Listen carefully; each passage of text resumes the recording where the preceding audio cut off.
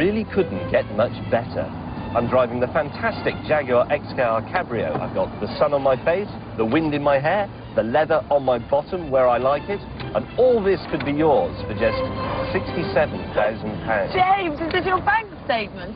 I think I'm buying lunch.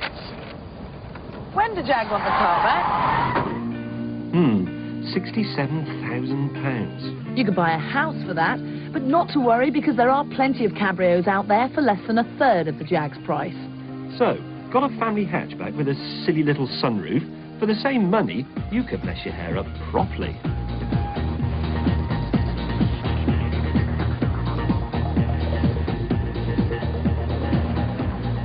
The Fiat Barchetta. Now, you might think we're running this bit of film back to front. Yes, it's only available in left-hand drive, but this one's been converted. However, that can't disguise the fact that it's based on the humble mechanicals of the Punto. Which means, of course, that it's front-wheel drive. Ooh, now, purists will tell you that that's an absolute travesty of proper sports car design. But I wouldn't let it worry you. Yes, the steering can get a bit flighty when you're pressing on really hard, but otherwise, this is just a typical bundle of small Fiat fun.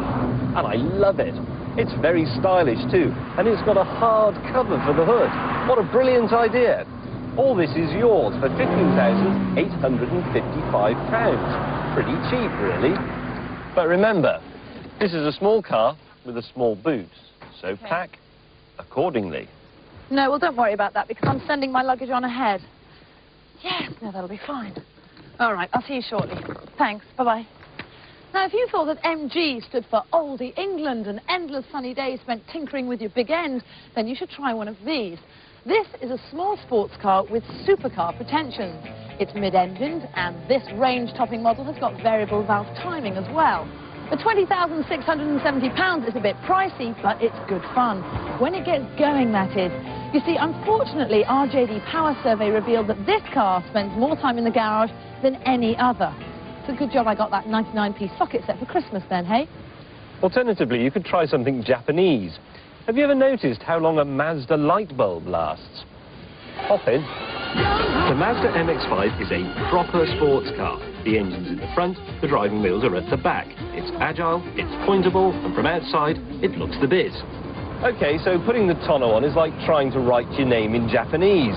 And the interior's a little bit on the dull side, but to be honest, I can always think of something much better to look at. Yes, like the mystery and wonder of God's creation. This is a top-of-the-range 1.8, but the 1.6 is just £15,520. Bargain! Now, do you want to play in the mud or sit in the sun? Well, Land Rover reckons you can do both with the Freelander Softback. This is a pucker off-roader built by the experts, and it's pretty good on-road as well. But I have a complaint. This car costs £16,570. If I had bought it, I'd want a refund. This isn't a convertible. It's a Land Rover with a tent on the back and a couple of glass panels. The good news is, though, it's got 4 seats. So, if there's a sudden British downpour, it's all hands on deck to erect the awning.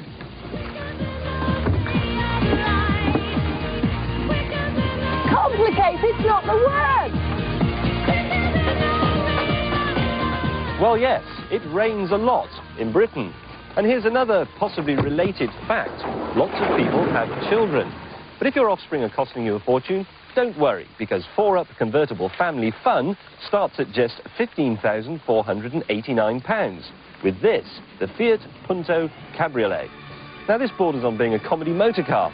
Your neighbours may laugh at you. Let them. Because when the single stalkless flower of the sun hangs in the inverted blue bowl of the sky, it's champion. The Punto's perfect for just, well, butting about. Renault have given the Megane a facelift, but apart from the front, which now smiles inanely at you, it looks pretty much the same.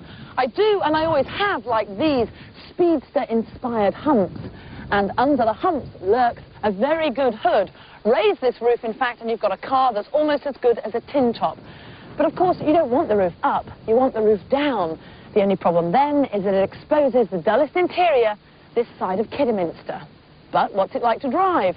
Let's find out. Well, the steering's a bit floppy and the gear change's a bit obstructive, but it has got an eager engine.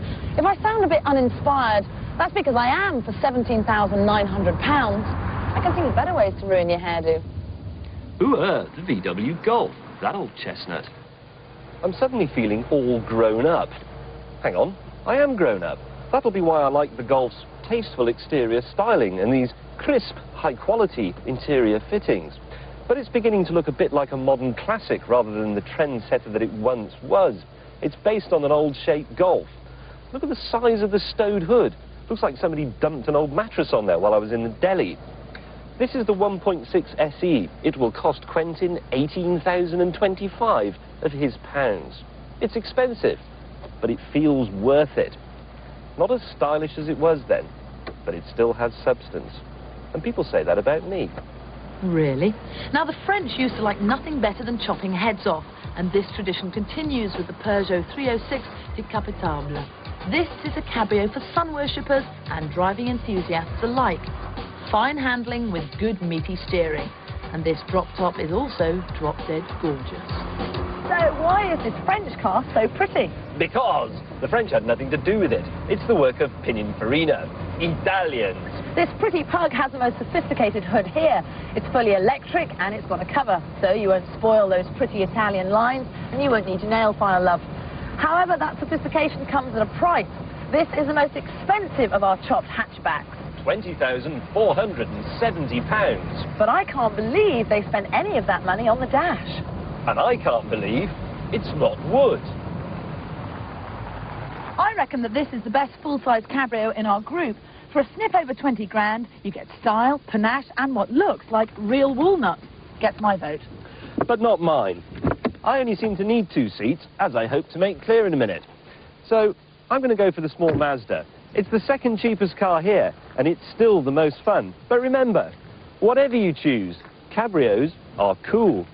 So now, as they're always saying in car magazines at this time of year, let's go topless.